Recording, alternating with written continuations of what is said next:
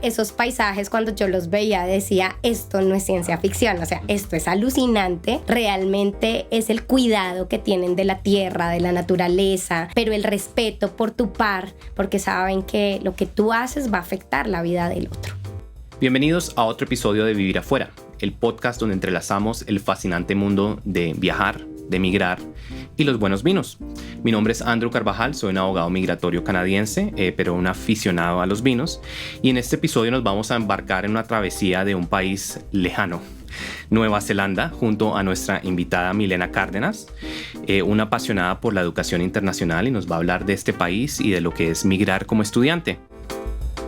Mi pasión es ayudar a la gente a hacer de Canadá su hogar. Y soy un aficionado a la degustación de vinos. Hay varias similitudes entre ser un excelente profesional migratorio y la preparación del vino.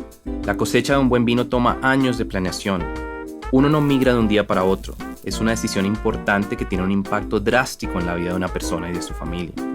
La clave está en los detalles, la experiencia y la calidad del proceso. De esto se trata este podcast. De brindar información valiosa sobre la migración, presentar consejos y puntos de vista variados y honestos de gente con distintas experiencias. Y al mismo tiempo, divertirnos un poco, tomarnos una copa de vino juntos, aprender cosas nuevas sobre la migración, el mundo del vino y el reto que es migrar por fuera del país. Bienvenidos a nuestro podcast Vivir Afuera. Es un placer tenerte con nosotros, Milena, y gracias por tu tiempo y por acompañarnos hoy.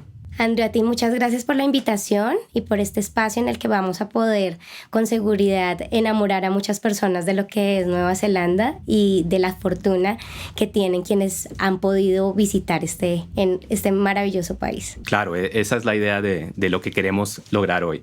Y bueno, como sabíamos que íbamos a hablar de Nueva Zelanda, me puse en una tarea que fue un poco complicada acá en Colombia, que fue tratar de encontrar un vino de Nueva Zelanda. No fue fácil. A pesar de ser una de las regiones de vino más reconocidas en el mundo, no se encuentran muchos en Colombia, pero logré encontrar uno. Y me gusta porque logré encontrar un vino muy típico de allá, que es el Sauvignon Blanc. De hecho, el 62% del vino que producen en Nueva Zelanda es Sauvignon Blanc.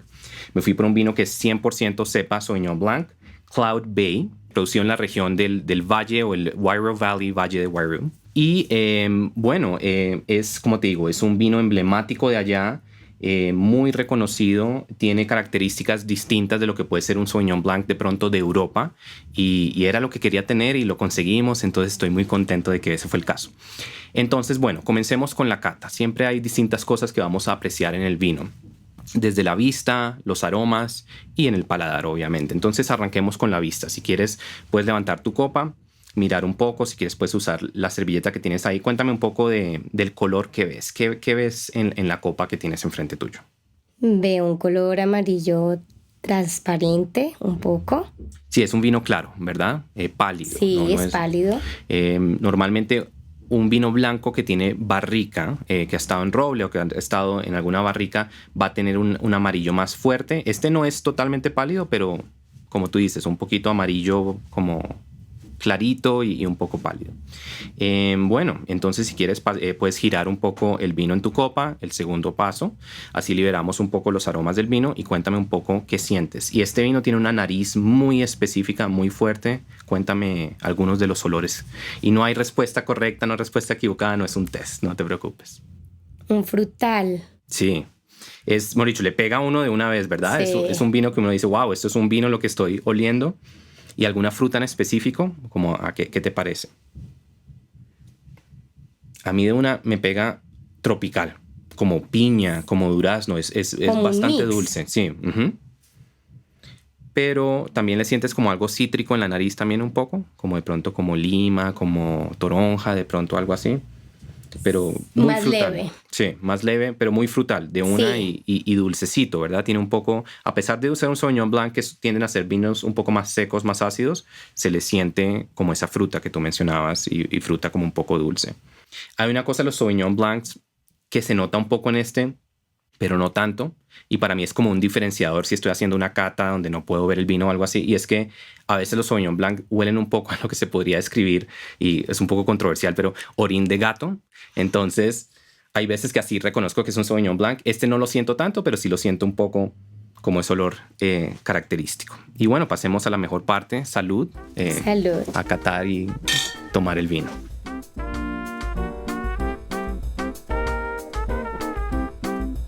Bueno, cuéntame un poco qué te parece, qué sientes ahí. Muy suave. Muy suave, ¿verdad? Muy bien balanceado.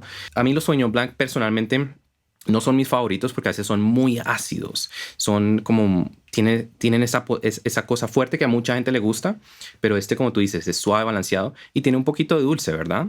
Sí. Como que tiene un dulce que contrarresta un poco la acidez. Se siente esa mineralidad, como esa frescura. Uno siente que este vino estaría bien en un día que está haciendo calor o algo por fuera. Y sí, fíjate que para hacer un Sauvignon Blanc, y sobre todo de la región, no es tan fuerte, es bien balanceado. Y un poco espumoso también. Sí, puede Muy ser leve. también. Sí, puede ser también como lo teníamos, como lo estábamos refrigerando y todo. Y creo que también se le siente un poco lo cítrico en la nariz y también en el paladar. Pero la verdad, muy agradable. Y de nuevo, para una persona que no es fan de los Sauvignon Blancs, este es uno que me gusta mucho y me alegra mucho haberlo conseguido, un vino de Nueva Zelanda acá en Colombia. Final, ¿tú dirías que es un vino que sientes por 30 segundos, 40 segundos, un minuto, o que se va muy rápido, o como más o menos como por la mitad? ¿Cómo sientes que tiene un final largo? O... Me parece que unos 30, 40 segundos. Sí, yo diría eso, un final medio. No es de esos que Medio, sí. desaparece inmediatamente, pero obviamente no es como esos vinos fuertes que uno siente que hasta que se lava los dientes por la noche tiene vino ahí en la Sí. boca. Y bueno, este tipo de vino, ¿con qué lo podemos maridar? Comida de mar, es genial. Mariscos, pescados, sushi, si no le gusta el sushi, un Sauvignon Blanc puede ser una buena opción. Quesos cremosos, de pronto como un queso de cabra o algo así podría ser una buena opción. De pronto hasta algo, hablando de quesos, como una pasta Alfredo o carbonara, también creo que iría muy bien con las características de este vino. Y vegetales. Yo no soy muy fan de los vegetales, pero también para una ensalada o algo así podría ser. Entonces espero que te haya gustado y bueno, hablemos de Nueva Zelanda, pero hablemos de educación y hablemos de ti también.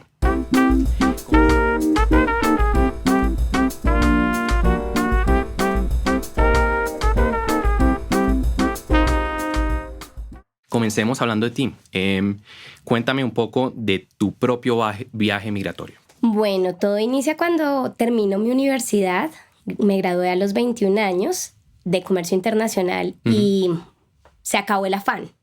Había terminado mi colegio a los 15 años, me gradué a los 21 y es cuando esa prisa de haber hecho lo que era debidamente correcto se termina. Y claramente había hecho como una parte de prácticas profesionales y evidencié que no era que me apasionara tantas ciertas áreas de comercio internacional. Entonces terminé la carrera pero un poco confundida. Okay.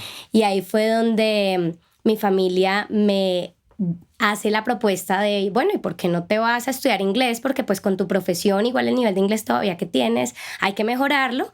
Entonces, ¿por qué no te vas? Y empezamos a hacer la búsqueda, recorrimos todos los países posibles para tomar la decisión y eso fue muy bueno porque no me sesgué solamente a considerar una opción, sino que me tomé el tiempo de evaluar todas y determinar cuál era la que más estaba alineada y afín a lo que yo quería. ¿Y por cuál te fuiste? Y me fui en ese momento por Inglaterra. Ese fue el país elegido y escogido. Ok. ¿Y cuánto tiempo estuviste allá? Pues es bien chistoso porque inicialmente me fui por 6 meses y me terminé quedando 2 años. Ah, ok. Y digo chistoso porque no alcancé a dimensionar cuando tomé la decisión lo que implicaba migrar, lo que implicaba salir de casa, ¿no? Y yo solamente pensaba que iba a perfeccionar mi inglés, que era algo temporal y sin duda la mejor manera de hacerlo. Quería un destino donde la influencia latina fuera muy baja, Claro. prácticamente nula, y ese fue uno de los principales factores por los cuales elegí el destino al cual fui, que fue un pueblo súper pequeño que está en la mitad de Inglaterra, se llama Yorkshire, la región, pero el pueblo se llama Doncaster. Tenía en ese entonces una población súper pequeña, alrededor de no superaba los 50,000 habitantes. pero elegí vivir la experiencia en un campus universitario y eso me llenó como de mucha ilusión, ¿no? El poder seguir con la vida universitaria, pero ahora haciéndolo desde otro país. Súper. Esa era la motivación y bueno, ya fue otro el escenario cuando la emoción drenó un poco y nos encontramos con la realidad del destino. ¿Y cómo fue? ¿Tú vienes originalmente de dónde? ¿De Bogotá o de qué ciudad? De Bogotá. Ok. ¿Y cómo fue pasar de la ciudad que es Bogotá a un pueblo o a una ciudad pequeña de 50,000 habitantes en Inglaterra? Yo lo recuerdo como un cambio extremo, pero además porque en Bogotá vivimos muy preparados a estar activos, ¿cierto? Todo el tiempo, y eso implica también el tema de la seguridad. Entonces, como que llegar a un destino donde no existía en ese momento inseguridad alguna, donde la calma y la tranquilidad ya eran extremas. Tuvo un tiempo que fue difícil, honestamente, pero de llegada no lo evidencié. Resulta que a nivel personal mi familia fue sobreprotectora por el tema de seguridad en el país y jamás había tenido una noche fuera de mi casa o fuera del contexto familiar. O sea, jamás fui a una excursión de amigos, jamás había vivido ese tipo de experiencias, pero mi primera noche fuera de casa fue en Inglaterra. Claro, wow. ¿Y cómo ves Inglaterra como un lugar para acoger a los migrantes latinos o migrantes colombianos? Pues debo decir que Inglaterra tiene una imagen de que es bastante cerrado, difícil, ¿no? Cerrado, interactuar con ellos, pero yo encontré un escenario completamente distinto porque claramente en el campus en el cual estaba repleto de británicos que estaban haciendo su carrera y que tenían la facultad como de inglés para estudiantes extranjeros. Entonces, eso nos obligaba a que todas las actividades extracurriculares, como vivíamos y estudiábamos en la misma zona, pues ahí fue donde pude interactuar un poco más con los ingleses y darme cuenta que ellos lo que tienen es que en ocasiones son un poco tímidos, pero no que sean como tan difíciles de integrar y por el contrario, cuando ellos tienen la oportunidad de conocernos, son fascinados de lo que nosotros tenemos para dar. Entonces, desde ahí la cultura inglesa quedó en mi corazón al haber tenido la oportunidad de realmente conocer muchas personas locales. Claro. Muy buenos anfitriones. ¿Y tu plan siempre era volver o te tomaste la decisión de volver por alguna razón en específico? Bueno, inicialmente dije me voy por 6 meses. Sí, quiero un tiempo de inmersión total y consideraba que era el tiempo prudente, pero ya estando allá me doy cuenta que realmente aún me faltaban muchas cosas por vivir, que si bien al comienzo lloré, porque literal lloré muchísimo, al estar lejos de casa, sentí homesick, sentí que todo me hacía falta, pero la fortaleza de mi familia me ayudó a mantenerme y aprender lo que hoy en día siempre repito a quien se va a ir, lo que se inicia se termina. Claro. Entonces ese propósito con el cual me fui tenía que culminarlo y me dio la fortaleza de permanecer ese tiempo, pero dado los 6 meses cuando se vence mi primera visa, dije no me quiero ir todavía, quiero conocer cada vez más, quiero aprender más del país y termino realizando un programa de educación superior ya un posgrado, el cual me lleva tomándome alrededor de 2 años. Y cuando regresé vine de vacaciones, no tenía en mente quedarme, tenía visa vigente, solo que no esperaba ahí encontrar una serie de cambios personales, como fue la propuesta de matrimonio de quien era mi novio, mi esposo, y me dijo, ok, te quieres casar, pero vamos a poner en equilibrio entre tus gustos, mis gustos, lo que queremos juntos. Y bueno, esa fue la razón por la cual regresé a Colombia con mi corazón viajando por todo lado, porque es mi pasión. O sea, luego de vivirlo dije, esto es algo que ojalá todos tengamos la oportunidad de vivir en algún momento. Y pasaste, bueno, de ser estudiante a ser una inspiradora y guía de estudiantes eventualmente. ¿Qué te inspiró al principio a entrar en la industria de la educación? Realmente encontré que era mi pasión. Casualmente estaba en un momento de ok, me voy a quedar, pero ¿y ahora qué me voy a poner a hacer? Porque pues partí de cero y me motiva esa pasión por lo que viví. Esto es algo que ojalá todos tuviéramos la oportunidad de hacerlo, como lo acabo de decir, y empiezo a indagar más por cómo poder hacerlo para que más personas lo vivieran, más personas lo hicieran, y de ahí iniciamos con un par de países que era lo que conocíamos, y poco a poco fuimos ampliando las opciones, porque está claro que también es la mejor inversión la que hacemos a nivel intelectual y personal, ¿no? O sea, yo decía, este dinero de verdad no lo consumimos completamente, no nos lo quita nadie, y no porque sea color de rosa, sino por el contrario, porque nos hace madurar, nos hace crecer y nos hace descubrirnos. Claro, justo te iba a preguntar eso, como ¿cuál ves que es el papel de la educación en el extranjero en la vida personal de un migrante? Transformación. Okay. Porque lo he podido evidenciar en mi caso personal y en todos los que hemos tenido la fortuna de vivirlo, y es: no volvemos a ser igual, no volvemos a ser las mismas personas, somos personas en versiones mejoradas al salir de la zona de confort. Claro. ¿Y cuál es tu rol ahí? Cuéntame un poco de tu agencia y cuéntame un poco de tu acompañamiento. Bueno, nosotros, a raíz de la experiencia que viví, hemos trabajado en realizar todo un tipo de asesoría consultiva donde evaluemos cuál es la necesidad de la persona que se quiere ir a estudiar en el exterior desde una perspectiva de cuáles son de conocer su personalidad, y a veces claro, ni las mismas personas saben qué les gusta, ¿no? Entonces es, ok, vamos a identificar tú por qué te quieres ir, cuál es ese motivador, cómo esperas encontrar el destino al cual vas, y de esa manera alineamos todas sus expectativas, pero también a sus posibilidades. Porque tenemos que contar con un factor no solo emocional, sino también de presupuesto, de visa, ¿no?, que tenemos que cumplir. Entonces tratamos de alinear todos esos factores para apoyarlos de la mejor manera, desde que se inicia el proyecto de buscar cuál es el destino hasta que culminan su proyecto, ya sea en el exterior o acá, porque pues siempre terminamos siendo grandes amigos de nuestros estudiantes. Nos encanta seguir sabiendo de ellos aún después de muchos años, y son nuestros mejores embajadores. Qué bien, y qué buena relación que logras mantener a lo largo de los años.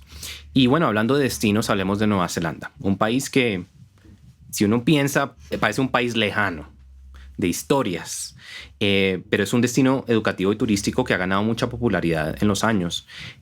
Bueno, primeras impresiones de Nueva Zelanda, ¿qué tienes que decir así como básico de allá? Nueva Zelanda es un tesoro escondido. Realmente, primero pensamos que Australia está primero que Nueva Zelanda, y no es así. Los vuelos, de hecho, hacen escala. Muchos de los que van por Sudamérica hacen escala primero en Auckland y luego continúan hacia Australia. El destino es un destino donde realmente jamás imaginé que fuera el que iba a transformar mi vida, luego de haber tenido la fortuna de estar en Inglaterra. Y cuando empecé con la agencia dije, voy a visitar cada uno de los países que promovemos porque es responsabilidad, ¿no? Y cuando ya fui a Nueva Zelanda dije, ¿qué es esto en la tierra? O sea, en verdad me transformó por la forma en la que sus habitantes viven, su ideología. Y yo puedo decir y definir a Nueva Zelanda como un país de absoluto respeto por los demás. Y como migrante latino, ¿qué puede hacer Nueva Zelanda llamativo para mí, o para si quiero ir allá como estudiante o como migrante? Esa pregunta la hice en una universidad porque tenía la misma inquietud. Uh-huh. Y me respondieron quienes nos acompañaban del gobierno de Nueva Zelanda en esa oportunidad, Nueva Zelanda es innovación. Okay. Y es tecnología. Si nosotros y creatividad. Si nosotros no fuéramos creativos e innovadores, nadie podría saber de New Zealand. Y es absolutamente cierto. O sea, basta con ver una película como lo es Narnia, como es El Señor de los Anillos, para poder ver cómo es Avatar. Esos paisajes, cuando yo los veía, decía, esto no es ciencia ficción, o sea, esto es alucinante. Realmente es el cuidado que tienen de la tierra, de la naturaleza, pero el respeto por tu par, porque saben que lo que tú haces va a afectar la vida del otro. Claro. Y por el otro lado, ¿qué encuentras en tus clientes o en las personas con las que has hablado de las dificultades de mudarse a Nueva Zelanda? Bueno, en realidad los he encontrado mucho más fascinados con quienes van, porque hacemos primero esa esa labor, ¿no? De tomar decisiones informados. Entonces lo que primero hacemos es vamos a estudiar del destino que estamos considerando ir a estudiar, y cuando ellos van ya van súper informados de lo que quieren hacer en ese periodo de tiempo. Sin embargo, para algunos es impactante de pronto descubrir que estaban viviendo una vida demasiado acelerada, y New Zealand nos enseña a poner un alto, ¿no? Vivamos una vida un poco más equilibrada. O también hemos encontrado algunas personas que dicen es demasiado tranquilo, es excesivamente tranquilo, es calmado, y eso cuesta en este tipo de lugares. ¿Y encuentras que lo lejos o la diferencia de horario les pega muy duro, o la verdad no son factores tan...? Yo pienso que es un factor a favor más que en contra, porque a veces cuando queremos vivir la inmersión, a raíz de todas las redes sociales, pocas veces estamos realmente ilustrándonos cuando lo viajamos, qué es lo que deberíamos hacer. Entonces, por estar a veces filmando o estar chateando, dejamos de vivir el presente, y esa diferencia horaria nos permite desconectarnos realmente de acá y pasar porque hay muchos momentos donde decimos, no, pues no puedo hablar porque están durmiendo, o no puedo hablar porque está demasiado tarde. Bueno, esa diferencia horaria pienso que es más a favor que en contra en el proceso de aprendizaje. Oye, qué interesante, no se me había ocurrido, pero sí, tiene sentido, uno se desconecta más. ¿Y qué tal los costos comparados, por ejemplo, con otros países que ofrecen educación? Bueno, porque es uno de mis países favoritos en la educación por dos factores. Uno, los programas de estudio, si hablamos de programas de idiomas, son intensivos. No son programas de medio tiempo, sino son programas realmente serios, son muy bien estructurados, y la prioridad es académica, así que tienes que venir a estudiar un full time, pero es un full time que claramente puede llegar a estar sobre las 6 horas diarias. Entonces es un proceso un programa muy serio. Y ya si vamos a mirar en temas de educación superior, las universidades de New Zealand están dentro de los principales rankings del mundo. Entonces si vamos a observar de pronto QS Ranking de Shanghai, ellos van a estar allí con una muy buena ubicación. Sin embargo, no es restrictivo para nadie aplicar. Eso es algo que me encanta. A veces los cupos para estudiantes internacionales son un poco limitados, pero resulta que en Nueva Zelanda hay una buena posibilidad de aplicar, y la estructura académica que manejan es demasiado nutrida, porque también New Zealand no solamente tiene los locales, sino que hay muchas personas de diferentes nacionalidades que han ayudado y han aportado al crecimiento del país, mucho migrante europeo sobre todo. Hay una población interesante. Y en términos de la matrícula y los costos como de vida, comparando con, no sé, Australia, Estados Unidos, Europa, Canadá, ¿es más caro vivir allá que en otros destinos, o cómo lo pones en ese rango? Bueno, en cuanto a programa de estudios, como es un poco más intensivo, puede ser también ligeramente más costoso, porque estoy tomando más horas de estudio, ¿sí? Sí, en temas de idiomas, si lo comparo a nivel de universidad, no necesariamente es mucho más costoso. Pienso que está dentro de la media de las universidades. Inclusive pienso que es muy competitivo comparado con niveles de universidades como las de este país.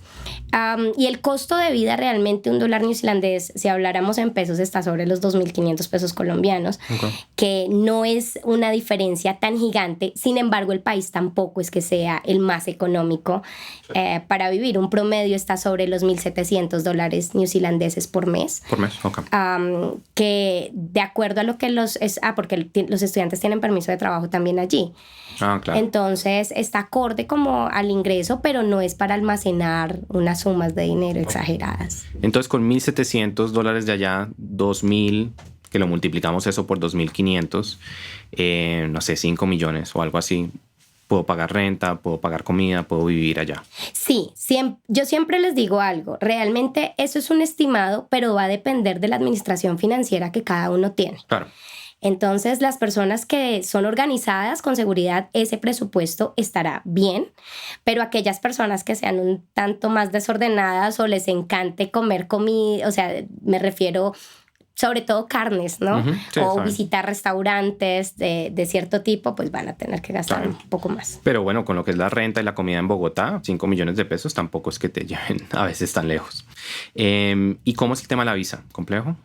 Bueno, yo digo que las visas son fáciles o difíciles dependiendo del perfil del estudiante. Claro. Hay personas que les puedo dar un checklist y dicen, no, pues es sencillo, porque he gozado de ciertos beneficios, entonces tengo experiencia migratoria, mis papás van a costear, entonces pues para ellos los requisitos no son tan densos.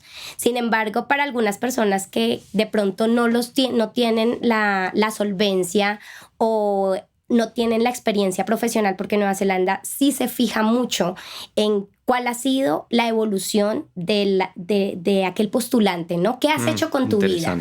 Lo evalúan de una manera muy genuina. Se toman el tiempo de mirar, ok, cuéntanos de ti, ¿tú qué has hecho? No hay entrevistas, sino son los documentos también los que hablan por el estudiante, pero ellos quieren ver evidencia siempre sobre lo que decimos que hemos hecho. Okay. ¿No? Y que tengan un poco de sentido con lo que vas a estudiar, más o menos. Sí, sí, ellos buscan personas genuinas que realmente su prioridad sea académica para poder continuar con su proceso de crecimiento profesional o personal. Y ves que el perfil es, bueno, digamos 20 a 25, 25 a 35, o ya personas con familias o de todo. Yo digo que de todo. Para los jóvenes es un destino exageradamente seguro. Entonces a mí me encanta, a veces los papás dicen, es demasiado lejos. Dijo, sí, pero no va a haber lugar más seguro que eso, o sea, es el vuelo. Pero lo demás, tranquilos. A jóvenes también que les gusta o se identifican con este tipo de destino, la van a pasar increíble, ¿no? Los cineastas lo aman, quienes les gusta el plan de playa, vino, que no quieren temperaturas tan altas.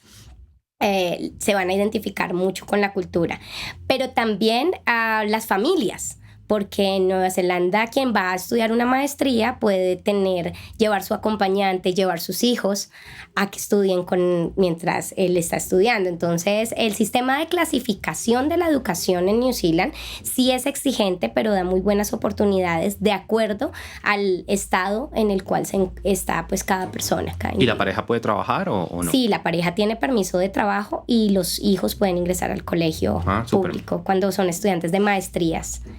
¿Y la gente se queda después? ¿Cómo es ese proceso después de residencia permanente o es complejo? Bueno, yo puedo decir por la experiencia que tengo de mis estudiantes que se han logrado involucrar, o sea, cuando ellos se gradúan de la universidad van a tener un Post-Graduation Work Permit de acuerdo al tiempo que hayan estudiado, exacto. Y la realidad es que si ellos se logran vincular a nivel profesional, como ha pasado con muchos, ya se quedan trabajando, además apoyan mucho los startups también. Entonces ya depende como mucho del estudiante y de las oportunidades que busquen destino, pero las hay. Bueno, la verdad que me has vendido muy bien Nueva Zelanda. Ya creo que estoy muy viejo para estudiar, pero definitivamente un lugar que quiero visitar y no he tenido la oportunidad de hacerlo. De pronto hacer un tour de viñedos y hacer algo así. Bueno, ya finalizando, ¿qué desafíos se enfrentan los latinos en este proceso de migrar y cómo abordas tú esto a través de tu trabajo? Pienso que uno de los mayores desafíos está en la solvencia económica, en tener que demostrar que contamos con los recursos para sostenernos durante el tiempo en el cual estamos afuera. Y no es necesario tenerlo en el momento en el que hablamos. Generalmente cuando los abordamos es como, eso es mucho dinero, pero realmente con planeación se puede llegar a alcanzar. Entonces es que sea la meta, pero ese es uno de los factores que a veces más los abruma. Okay. El siguiente factor es que el tiempo no regresa y para Nueva Zelanda sí es muy importante saber qué has hecho con tu tiempo a nivel personal y profesional. Ok. ¿Y si hay un mínimo establecido de fondos que yo tengo que demostrar si voy solo, por ejemplo? Sí, hay un mínimo establecido, ya sea que viajen solos, con acompañantes, según el número de acompañantes que van con ellos. Que ¿Más o menos cuánto es? Está sobre los $1,700, $2,000 okay. por mes. Por mes. ¿Más la matrícula, me imagino? Más la matrícula. Ok. Sí. Bueno, es razonable. Es incluso hasta menos de lo que es Canadá, por ejemplo, después de que hicieron los cambios que hicieron el año pasado. Completamente. Es menos que Canadá lo que se debe demostrar. Bueno, y de pronto terminemos con el consejo principal de Milena a quienes están considerando viajar a Nueva Zelanda. Mi consejo es siempre documentense de fuentes verídicas, de fuentes reales. No nos dejemos llevar por la emoción, por la inmediatez y únicamente por un factor precio. Hay muchos otros factores que son indispensables e importantes antes de tomar la decisión, y es realmente tomémonos el tiempo de evaluar la educación que estamos pagando, el programa que queremos ir a tomar y el destino al cual vamos a ir. Debemos conocerlo antes de irnos.